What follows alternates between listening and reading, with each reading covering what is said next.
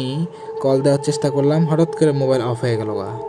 আর মোবাইলের সুইচটা অফ হয়েছে, আমি খেয়াল করছিলাম যে আমার মোবাইলের ব্যাটারি ফুল চার্জ ছিল, কিন্তু সেটা অফ হয়ে গেছিলো। তো অফ হয়ে যাওয়ার পরে আমি চিন্তা ভাবনা করলাম যে এরকম পরিস্থিতিতে হয়েছি যেহেতু আমার এখান থেকে বাইচা ফিরতে হইব।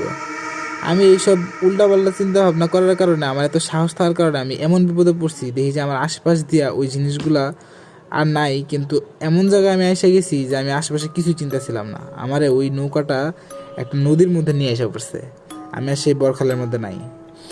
এখন আমি দেখি যে আমি সেই গ্রামের মধ্যেও নাই, পার্থসী গ্রামেও নাই, আমি যে যমুনা নদীতে চলে আসছি। আশেপাশে কিছুই চিন্তা ছিলাম না। তো হুট করে আমার মনে হইলো যে আমার বৈঠাটা এখনও এটার ভিতরে নৌকার মধ্যে আছে।